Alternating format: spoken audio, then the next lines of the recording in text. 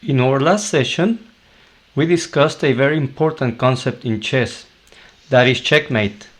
We talked about the importance of checkmate, how it determines the outcome of the game, and how it can change the evaluation of a position whenever there is a checkmate threat present on the board. We learned the 3 different ways to get out of check, and that by the rules of the game, the player whose king is under a direct attack must get out of check before it can continue with its own plans. In this lab, we will look at several more instances of checkmate situations, including 4 taken from real games. We will present solution to the session exercises, we will do a lab test, and then we will go over what you noticed on this position of the video thumbnail. Welcome, chess masters. I will start with a session recap as I go over checkmate in real game instances. The first instance is a game between 2 amateur players. This is an over-the-board tournament game. In this position, white is attacking the black queen. So black has to move its queen to a safe square. Queen b6 or queen to f5 are good moves. Black moved its queen to f5. White took the pawn on c7, and little by little you will start seeing how checkmate threats start appearing on the board for both sides. Notice how the dark square black bishop is cutting through white's king position, limiting its mobility. Similarly, the white light square bishop is cutting through black's king position. These 2 factors will play out in a few more moves in the checkmate situations that will appear. So in this position, black continued with bishop b6, which is a move according to the engine, a bad move because it moves its bishop away from this important diagonal that white can take over, moving the rook to a safe square. Now black played bishop d7 with intention of placing the bishop on c6 and create threats against the white king. So in this position, white played bishop c4, which is a mistake. Similar to when black moved his bishop from the important diagonal, now white should have moved his bishop to d5 instead. So those upcoming checkmate threats are no longer possible. But white played a bad move, bishop to c4 instead. Now black continues with the plan of moving the bishop to c6, and you can see how dangerous it is for the white king to have no defenders against these 2 bishops, to the point where if white continues with the plan of placing the bishop on c3, that's a blunder, because in this position it is not even necessary to move the queen to g4 to create a checkmate threat. Black can play bishop takes g2 right away, check. There is no other way to get out of check than taking the bishop. Now it comes queen g4, check, and there is only 2 moves for the white king to go to a safe square, get out of check, which is a mandatory, by the rules of the game it's mandatory, you must get out of check. And there is no way to block the check of the attacking piece. There is no way to capture the checking piece. So it is only 2 possible moves, but both moves lose right away. If white plays king f1, then queen f3 delivers checkmate. If the king goes to h1, queen f3 delivers checkmate. So in this position, as you can see, it was very important for white to ask, is there a potential checkmate threat coming? Because it failed to do that, to answer that question. It played a very bad move, bishop c3. But in the real game, now black has to be aware of the upcoming checkmate threat that is created, even though it is a move behind. White is a move behind. But black should have noticed that there is an immediate checkmate threat situation. So should have played with the bishop g2 check instead, but played In the real game, queen takes f4, which is a blunder. Now you can see it is just very easy to deliver checkmate in one for white. As you can see, the threat of checkmate is one of the most important, if not the most important threats we want to watch out for. Bottom line, we have to pay a lot more attention to the details of the position, and in this case they were not that deep. White had a chance to address those upcoming threats by playing bishop to d5 instead of bishop c4, right? And then black could have prevented checkmate by defending the g7 square instead of taking the pawn. So there is always opportunity to defend against immediate checkmate threats. Moving on to the next example. This is another game between two amateur players, an over-the-board tournament game. In this position, black has just played bishop to e5, avoiding the trade of rooks. White played rook e1, black plays bishop e5, with the intention of creating checkmate threats against the white king. If you notice, black's bishop is a little bit more active than white's counterpart. And also, there is a potential to open the f file after trading pawns on g4. In this position, white played queen f4, which is a mistake according to the engine. Best move here was rook b2, guarding the f2 pawn or the f2 square, which is important in the next few moves, as you will see. So white played queen a4. Black opens the f file by trading pawns on g4. And now bishop check on h2. Where should the white king go? White has two options as a safe square, f1 or h1. However, white has to be very careful, because if you notice, if the king goes to the f1 square, the rook on f8 is pointing to the f2 square and can be either sacrificed, the rook can be sacrificed on f2, or it can be attacked, object of attack or target, by the black queen, moving the queen to g3. So what did white play in this position? As you notice, moving the king to h1 is safer because there is no more checks after the king moves to h1. So in this position, white had to move his king to h1. The game would have continued something like this. And in this, even though the pawn is unguarded, pawn on f2 is unguarded, if you notice, there is no longer checkmate threats against the white king. However, in the game, white played the unsafe move king f1, after which black can deliver checkmate if it plays correctly. The correct move in this position to deliver checkmate was to sacrifice the rook on f8, rook takes f2, check.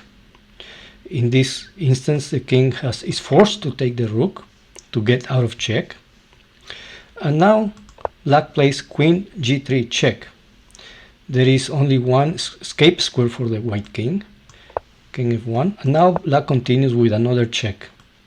To get out of check, the only move is covering the line of fire of the queen, bishop f3. And now black delivers checkmate with queen takes f3 checkmate. That was the way to deliver checkmate for black in this position. However, instead of sacrificing the rook, black played queen g3, attacking the f2 pawn with the rook and the queen, with an immediate checkmate threat. White did defend against the immediate mate threat by playing queen to c2. Now game continued. Rook takes. If the queen takes, the queen can be pinned by playing rook to f8. However, black played queen to d3. Queen takes the pawn on d3 check, and at the same time attacking the rook on b1. To get out of check, white covers with the rook, blocks the check with the rook. And now, instead of taking the rook with check, black played rook to f8, which is a mistake. he should have taken the rook with check. Then queen blocks the line of fire of the black queen. Now check, check,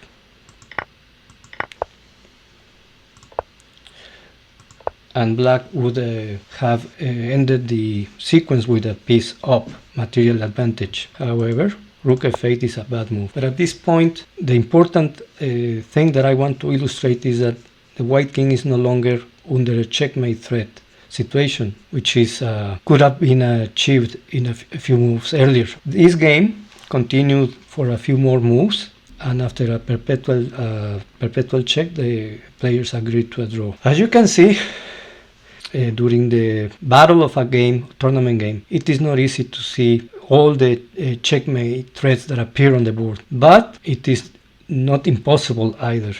We just need to be careful, patient, and pay a little more attention to, especially to the moves that are check against our king or checkmate threats against our king. There is always an opportunity to defend against those. Moving on to the next example.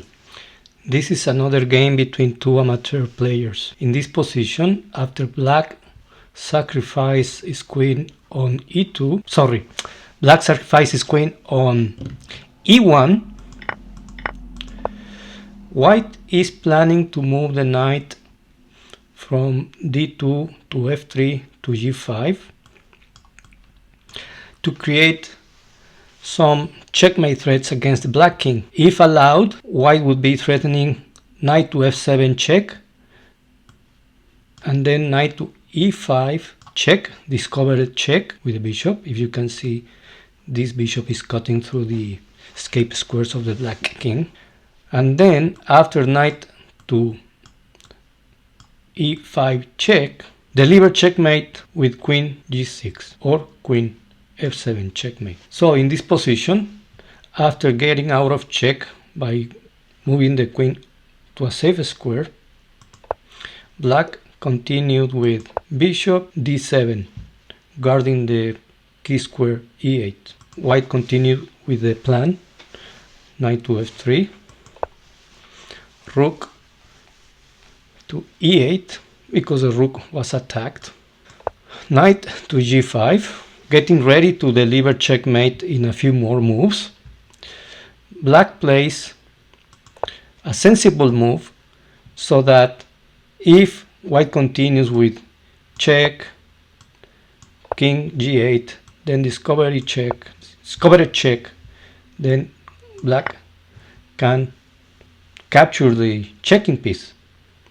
However, in this position, after b5, white did notice that it can play queen to g6, threatening checkmate in one move, queen to h7 checkmate. And this checkmate threat is an unstoppable checkmate threat because no matter what black plays in response, white will deliver checkmate. In this position, white played rook e2 check. King gets out of check and black resigned. So if black captures the knight on g5, white delivers checkmate with queen h5 checkmate. If black plays something else, then white will deliver checkmate with queen h7 checkmate. So this is another example of why it is so important to be watchful of upcoming checks or upcoming checkmate threats. Moving on to the next instance. You would think that only amateur players tend to miss checks or checkmate threats against their king. But this next instance is a game between two elite players, Grandmaster Wei Yi playing white against Grandmaster Wesley So playing black. In this position, the white king is in check. Black just played rook to c2 check. So let's have a look. What is the best square to go to for the white king? Is it b3, a1, or capturing the free knight on a3? Also notice that In this position, if white manages to avoid any additional checks, white is threatening checkmate in one move, and it is a double checkmate threat, either by playing queen to g8 checkmate or by playing queen takes rook checkmate. So the way to approach the situation here for white is, how can I avoid additional checks? And the best move in this position for white to make is king to a1. And it will be very, very difficult for black to stop either of the two checkmate threats against the black king. However, in this position, white took the free knight, and now it runs into a checkmate threat which is unstoppable, because black plays queen to a7 check. There is no way to block the check. There is no, only safe square to go is b3, king b3, and now black plays queen to a2 checkmate. This game is a situation where white went from a winning position to losing the game because of not noticing that by taking the knight on a3 his king is exposed to additional checks, and eventually checkmate, unavoidable checkmate. What does this mean? That even at the high level play, elite players also miss upcoming checks or upcoming checkmate threats against their king. And it also means that Grandmaster Wei Yi needs to watch this YouTube channel. A takeaway from all these instances is that we want to move our king to a position where he will not face additional checks. That will be the best thing to do. Now, moving on to the solution of the exercises.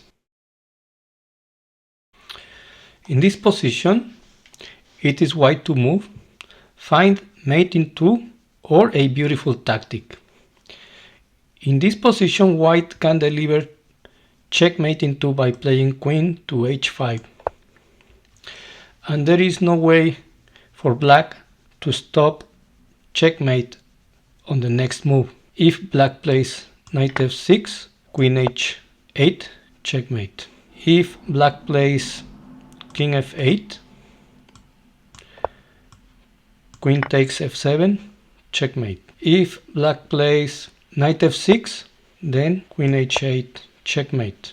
If black plays g6, queen h8, checkmate. So that is the solution to exercise 1. Exercise 2, white to move, mate in 2. In this position, white can play queen d5. There is only 2 squares for the black king to move to, c7 or e7. If it goes to c7, white promotes to queen, checkmate. Similarly, if it moves to e7, white promotes to queen, checkmate. Now the solution to the test position. In this position, it is black to move. Is there checkmate in this position? Black can deliver checkmate by playing king to d4. There is no way for white to stop the upcoming checkmate threat when black plays king to c3. If white plays c7, black plays king to c3, and there is no way to stop checkmate on d2. That is the solution to this test position. This position illustrates that checkmate is about trapping the enemy king. And in this position, white's king is having no moves. We only need the additional support of the black king to deliver checkmate on d2. And particularly in this position, white has no way to stop that. Moving on to a lab test position. An exposed or vulnerable king is not enough to tip the balance in our favor. Enemy pieces need to be able to reach out and attack the vulnerable king. In this position, it is white to move and wins. This is another unbelievable problem. How can white round up the exposed black king to achieve checkmate? Before looking at specific moves, let us look at some possible ideas in this position, particularly focusing around a way to deliver checkmate. Notice a few important factors here. One thing that sticks out right away is the black king situation. It is in a somewhat compromised position. Can white take advantage of this situation? Let's try to find a way to do that. Another thing to notice is the material imbalance. White is down a piece, black has an extra knight for a pawn. What is attacked in this position? The rook is attacked. What is the threat? Currently it is white to move, but the threat is knight takes f4, check. This f4 pawn is apparently guarded, but it is not, because the pawn on g3 is pinned by the black queen. Another threat is queen takes the rook on e1. Right now the attacking move g4 is illegal, since the g3 pawn is pinned by the black queen. If the black pawn on f7 did not exist, then there would be no escape square on g7 for the black king. If we wanted to deliver checkmate on g5 or h4, the black king can escape through h6 and g7. If white played queen to e7, immediately threatening checkmate on g5 or h4, it does not work because the knight is protecting g5, the key square g5.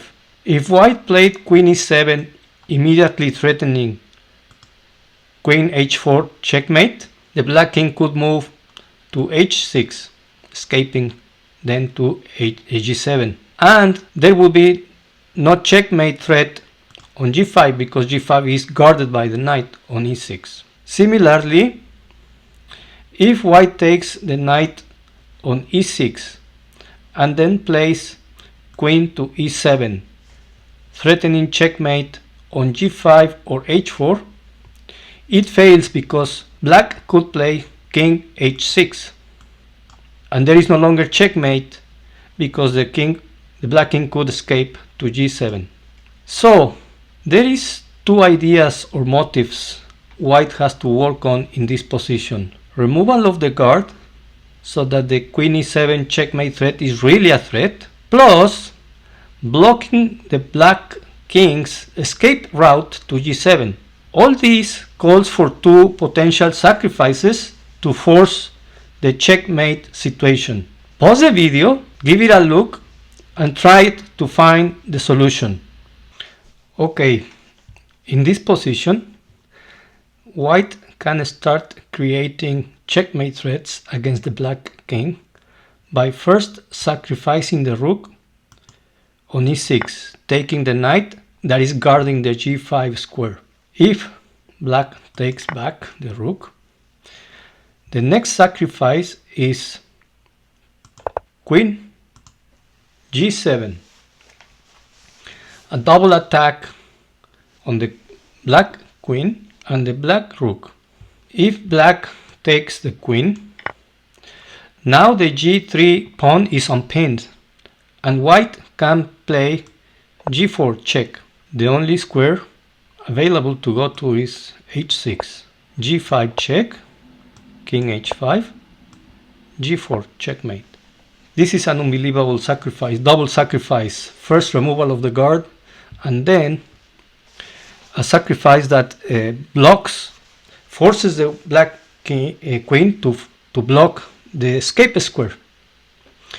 But what happens if black does not take the queen and instead, after queen g7, plays queen e3, keeping the g3 pawn pinned and delay mate? In this case, white takes the rook on h8 and right away threatens checkmate in 1 by taking on h7. So black has to guard the h7 pawn. Now white plays queen f8 check, king h5 only move, and now white plays queen g7 checkmate threatening 1 by taking on h7. But now the h6 square is controlled, so black has no other way to avoid checkmate than pushing the pawn up. Now white plays queen f6, threatening checkmate on h4. Only move to stop checkmate. Queen takes g3, check, and king takes g3. There is no way to stop an upcoming checkmate threat. Checkmate. So this is the solution to the lab test position. Let's now have a look at the what do you notice in this position. It is white to move and wins. Do you notice white's king is out in the open, naked, exposed to checks by the black queen, and if not careful could be threatened with checkmate, which would be difficult for white to stop. For example, if black gets to play queen g1, h4, it could create a checkmate threat on g3. Or did you notice that black could take advantage of the exposed white king and go for a perpetual check and play for a draw and not lose the game? Did you notice white is up a significant material advantage? Did you notice white's f pawns are close to the promotion square f8? Did you notice that the extra knight is taking no active role in the game? No jump available at the moment. Did you notice black's king is not as exposed as white's, but still is in a somewhat vulnerable position due to white's queen proximity and a potential knight attack if the knight lands on f7? Considering all these elements, a powerful attacking move that comes to mind is queen h6, check. A multi-purpose move. Clears the key square f8 so the f pawn can promote. Attracts the black king to a vulnerable square where the promotion to queen will be check. And finally it skewers the black king and queen. If black does not capture the white queen, it will lose its own queen, for example. And this game will be won by white. So what happens if black takes the queen? White promotes to queen on f8, check. Only move by black. Moving to save a square. Now, queen h6, check. Again, you know the drill. Either capture the queen or lose your own queen. And the game. Black takes the queen. And now, white delivers checkmate by playing knight to f7. Checkmate. There is no escape square. The knight is covering this and the knight is attacking the black king. Another amazing problem. I hope you liked it. To summarize, it is not always easy or clear to see checkmate threats in a position. That's why it is important to consider all potential checks against our king to make sure we don't fall into a checkmate situation. You always want to be alert and pay attention to any upcoming checks against your king. Ensure there will be a safe way out of check and avoid falling into a forced sequence that leads to checkmate. We have come a long way since we started. We are now familiar with attacking and guarding capabilities of chessmen, how to respond to attacks and threats, particularly how to address and respond to checkmate threats. If something is still unclear, please watch the session and this lab again, or leave a question, any question in the comments section below. We have now come to the end. I want to thank you for watching.